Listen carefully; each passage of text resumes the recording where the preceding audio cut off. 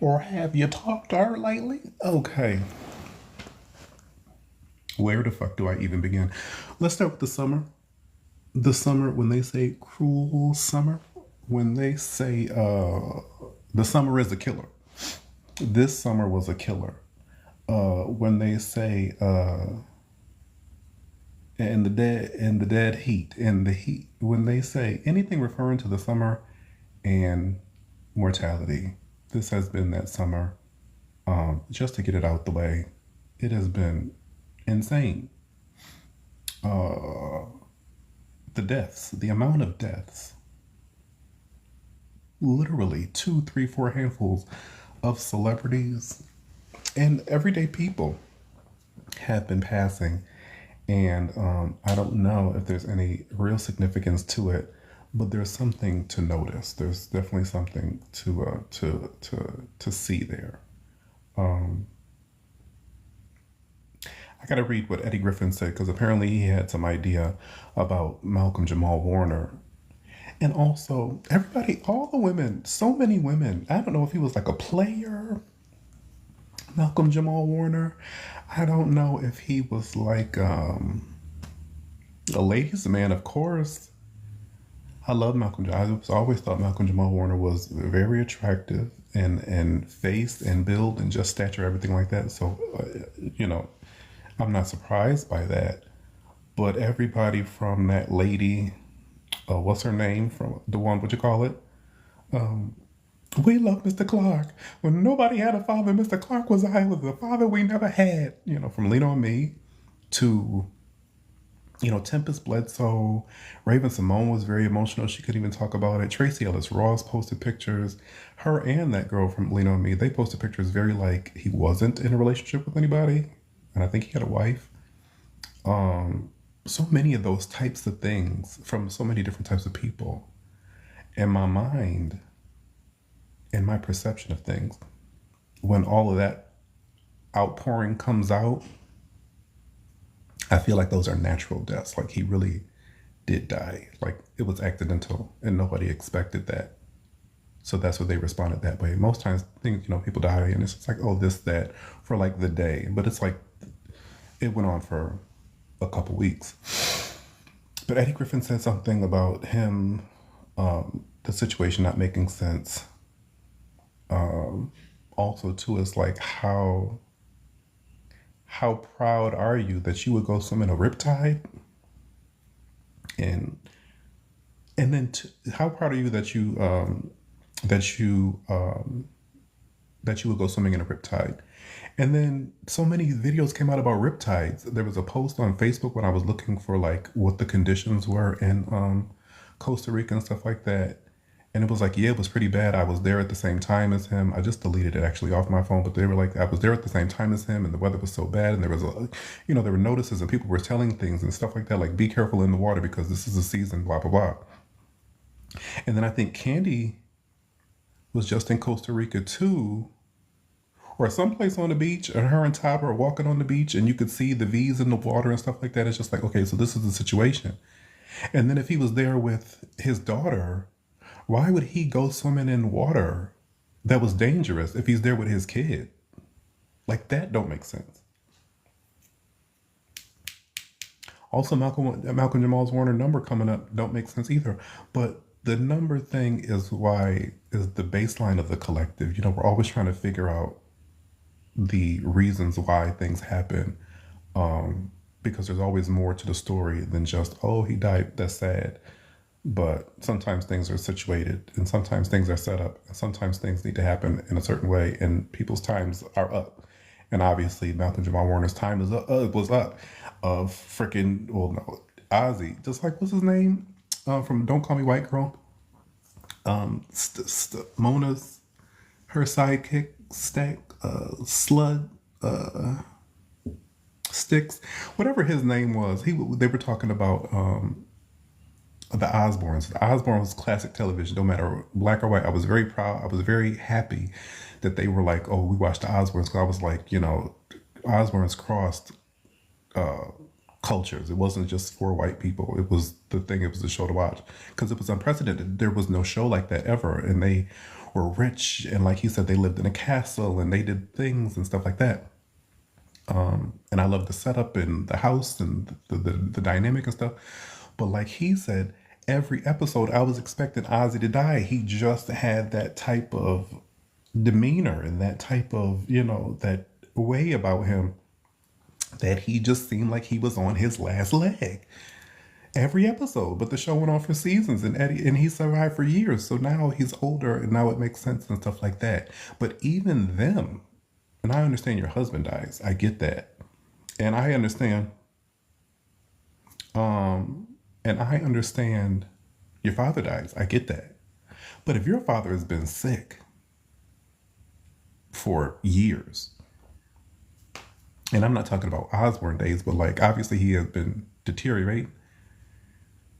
There's a certain amount of decorum I think you would have in the public eye, because I know I've been preparing for this, and now even if so you do have that decorum and you are prepared, so now you step out into the limelight and you're falling to your knees crying. Now we're putting on a production, and then the point is nothing is genuine. So that's what with Ozzy. Who else freaking died? I'm trying to segue into something else. You guys know, people have been dropping like flies. July was a rough month. And now, what you call it, just passed, which I think is so crazy because of the situation. We get Kelly Clarkson's husband, Mr. Blackman. He freaking dies today, last night, whatever. Excuse me, I just had soup. He dies. Kelly Clarkson paid that man out of pocket $1 point something million, $1.3 million. She was paying him child support when she had primary custody, and she was paying that man spousal support. He is the son of Reba McEntire. If you didn't know, Kelly Clarkson's ex-husband and the father of her children, is the son of Reba McEntire. Not only did they have Reba money, now he got Kelly Clarkson money. That man is dead. After that vicious situation, Kelly Clarkson was extremely stressed, overwhelmed by the whole thing. And now he's dead. And the thing is, it's been dealing with the cancer, I guess. And if he was fighting for custody or fighting to get all this money when he got the cancer, I don't know, because what they said, Robert Kardashian found out he had cancer in February and died in November, so things happen quicker, wherever the case may be. But so I'm saying that to say, if he's sick, why is he going so hard and trying to make her life so miserable? Wouldn't she want to, or wouldn't she want to, like be by his side because he's ailing? The energy around him, including Reba McEntire and his family, would be like, let's focus on the more important things. Like, Kelly's not in a relationship now, so it's not like as far as I know, as far as I know, she's not in a relationship now. She's not she doesn't have no other kids. She's just with this man, so it's like there's no rush to be divorced because we need to focus on your health and then the Reba McEntire money. It's not like I have all this debt, whatever the case may be, and you got the kids, so it's not like the child support. So I don't know the need to separate the funds and the need to make this big old thing and the need to go through such a nasty divorce just don't make sense for that man to die. 2013, they divorced in 2022. It's 2025. So I'm saying in like 3 years, he found out he had cancer a year later. And I think he's been struggling with cancer ever since they got divorced. So again, my point. But now he's dead. And I just think that's so crazy considering what she just came back from something with her daughter was going through something, and then they had people hosting the show, and like things just don't. I just try to get the connection, and it's hard to find. It's virtually impossible to find the connection. But there's something that triggers my spidey senses when things like that happen. I was very surprised to see that man had died, considering everything that fucking happened. That's like, who else just got? Well, let's just like, what you call it? That's like What's her name? Linda? Linda Gates? That's like Linda Gates leaving Bill. Getting all that money 6 months later, she did. It's the same. It's like that. And imagine Kelly Clarkson. I remember watching Kelly Clarkson walk on that stage in front of Paula, Simon, Randy. She sang that Aretha Franklin song. She took it from the bottom and she took it all the way to the top. Just some girl from Texas. This ain't Texas. We'll get there. Just some Texas girl shooting for the stars, shooting for the moon, and landed amongst the stars. Marries into this family, has this whirlwind and successful career. In the spirit of the industry and how that goes, there's definitely some shit that comes along with that. And now we're here, and I think this is the culmination of the shit. There's no level of success that you reach where there isn't some shit that goes. There isn't some shit that comes with it. Segue into this Beyonce thing. I'm just gonna say it. I'm not gonna,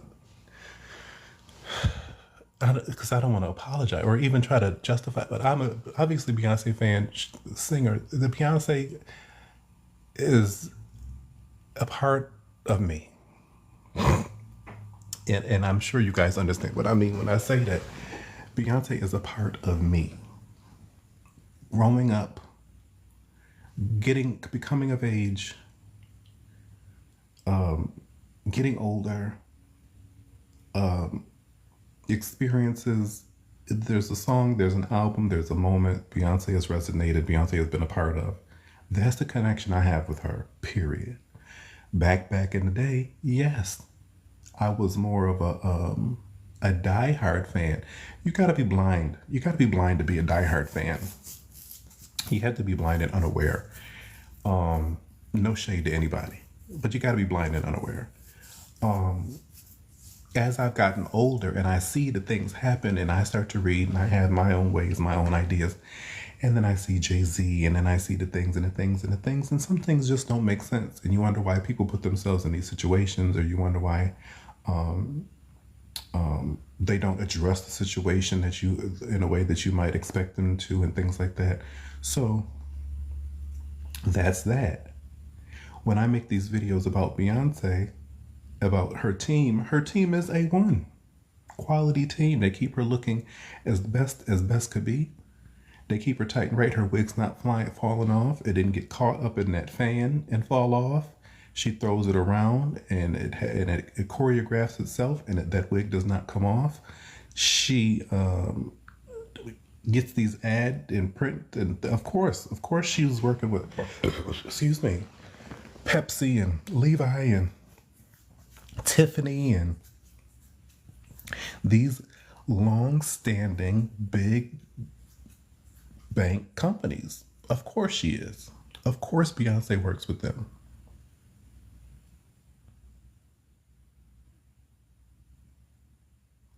But one might expect that when a black woman such as Beyonce, black like that, Black and Proud, Black Parade, My Husband's Black Features, Rwanda Bloodline, Mama Creole, but black, right? One would think that in the ads for these companies, that there would be a bit more representation. A little black girl. I'm trying to think, how old was I with Beyonce? Beyonce came out, I was what, 14, 15? 15 years ago. She'd been in this game 30 years. That's not, I don't know about that. Oh no, that's okay. So I don't forgot how old I am. So maybe. So I'm thinking, so a girl comes up, my niece might look up, grow up and see a Beyonce thing, like the music, and be like, oh, I'm looking for a representation I like her. I like the music. Beyonce music comes on the radio. I really like it. I might see a Beyonce video and I really like it. I like Beyonce. And then you see her in an ad and it's like, oh, that's that same Beyonce? That's the same person? I don't know. I don't know if that's the same person. That doesn't look like the person that I fell in love with. That doesn't look like the person I thought I knew. That doesn't look like the person that I thought I could identify with. This Levi ad is completely different than maybe, let's say, her Tiffany ad, which is a bit more relaxed and a bit more authentic, and she has a bit more color. This Levi ad with the blonde hair, like white hair, in the Marilyn Monroe style, in that denim, in that studio with that white background, there isn't much recognition in that for a little black girl who might enjoy Beyonce's music or have, you know what I'm saying, or, experience or fully experience a Beyonce moment. There's no recognition in that. And that's just the facts. Again, like I said, the Tiffany ad is a bit different. And then you do the Levi ad and it's like, well, why this, why that? And I think the biggest thing is because you got Megyn Kelly talking about Sydney Sweeney, and I don't care about Sydney Sweeney. She's just a pawn in this play. So it doesn't even matter what Sydney Sweeney is. And for all intents and purposes, in my mind, the way things are set up, this is exactly what they want. Sydney Sweeney, whether she's going to be in The Devil Wears Prada or whether she's going to have her own show after that, they're playing. And again, this is my statement. I've been saying this since I've been on this platform.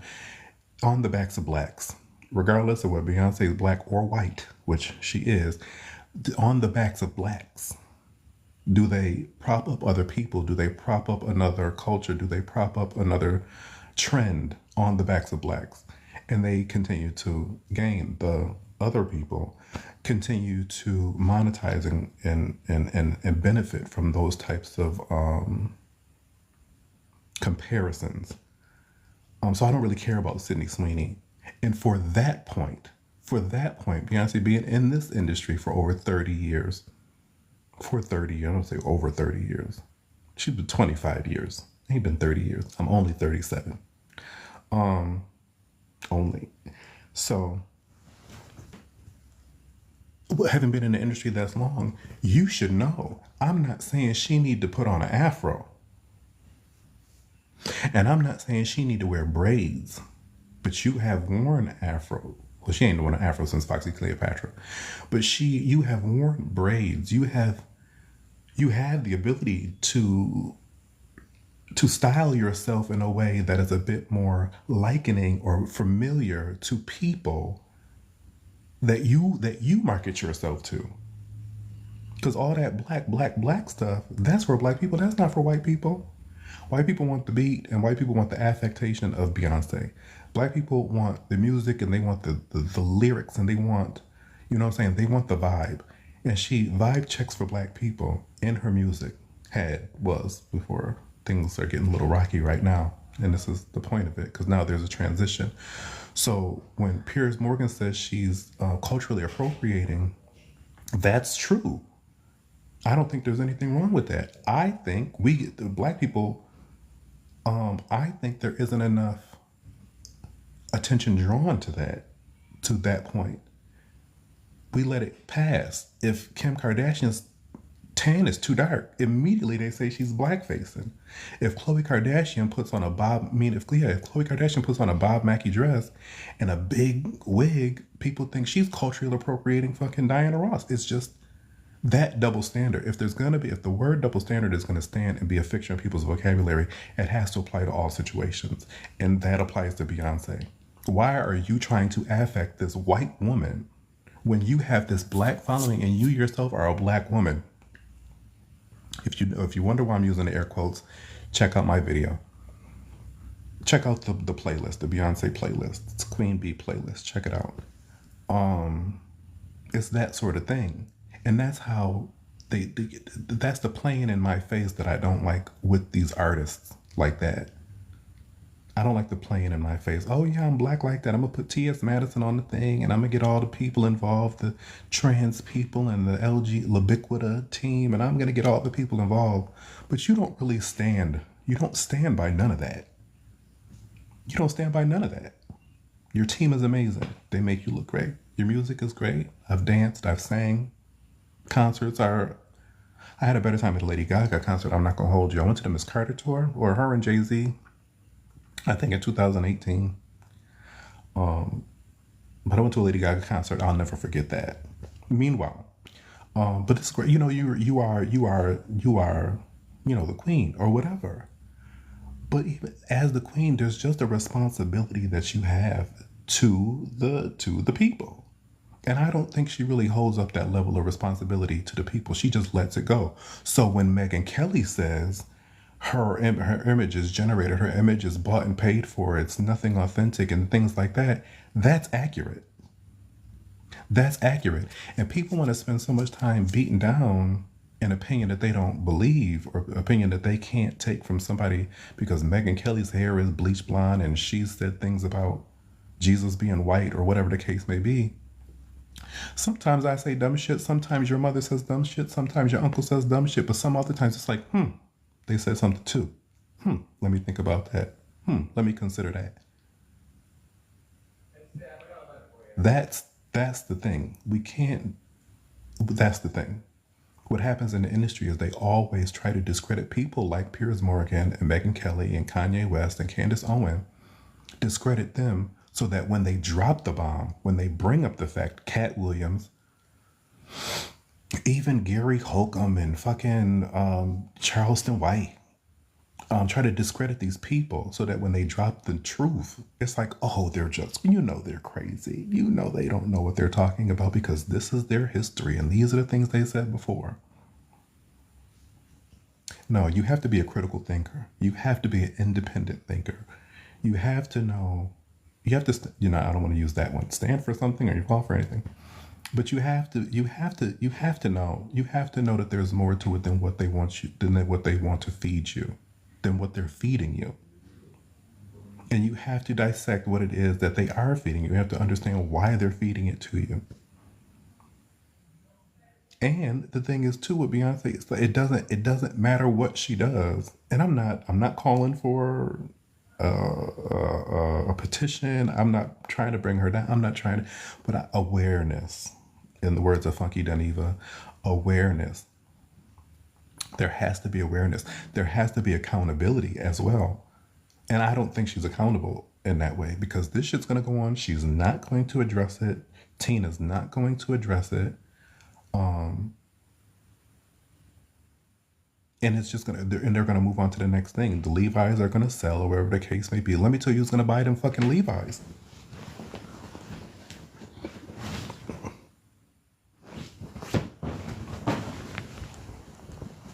Let me tell you who's gonna buy the Levi's. Thank you for the person who liked it. I ain't got no likes. Thank you though. Those are the people that are gonna buy it.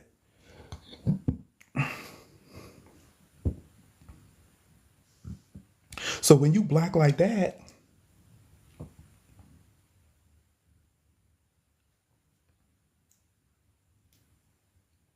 and that's what Megyn Kelly means bought and paid for. That you have these obligations. She's obligated to do these endorsements and do these things. It's not about, because Beyonce don't have to do shit. Beyonce, Giselle Knowles Carter, don't have to do a damn thing. As much as she don't do interviews and go sit on somebody's couch, she don't have to sit in front of nobody's camera at nobody's studio to shoot pictures in no jeans or sit in the car and sell jewelry. She don't have to do none of those things to sell an album or just be Beyonce. Because my thing is, if you're going to be reclusive, I prefer her be reclusive. Boom.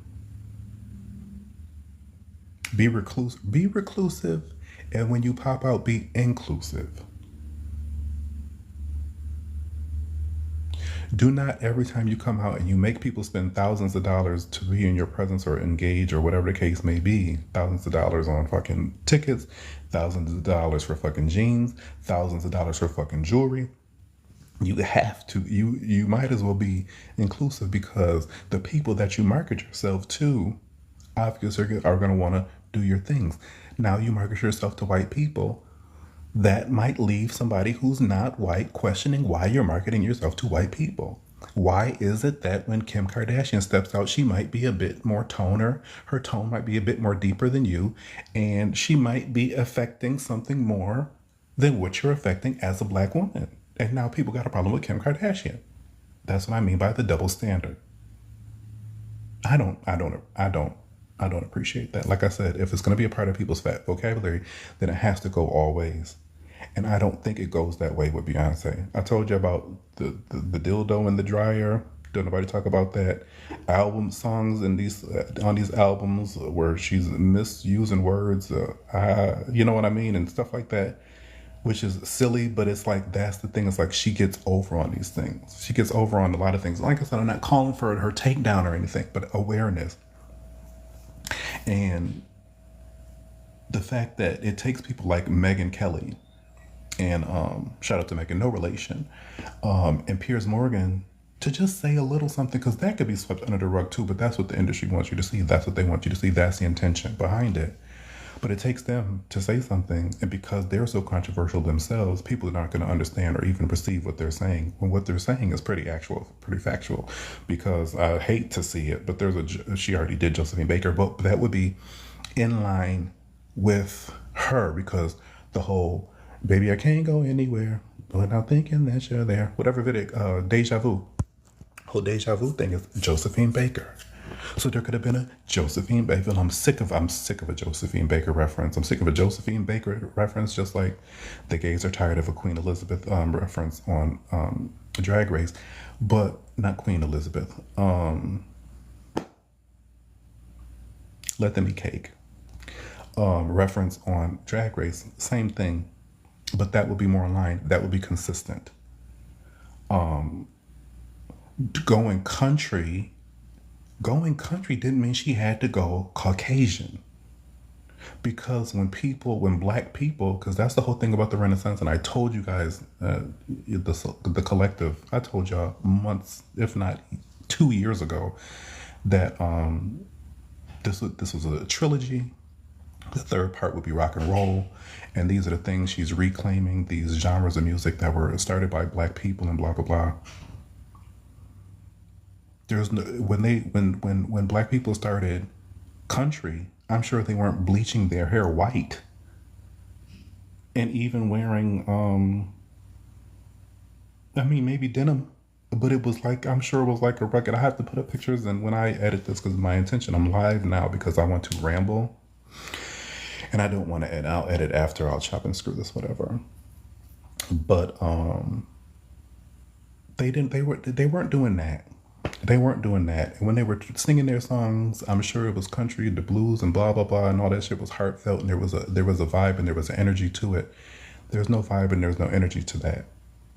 There's no vibe and there's no energy to it. There's a marketing scheme. She herself is a pawn, and it's hard to think that somebody like Beyonce, who is as I guess I would say all these things. She's talented, beautiful, blah blah blah blah blah blah blah blah blah, could be used as a pawn. But you can't think these. You cannot sit and think that these people, with all their success, don't have. Well, I gotta go, y'all, because I need to take this call.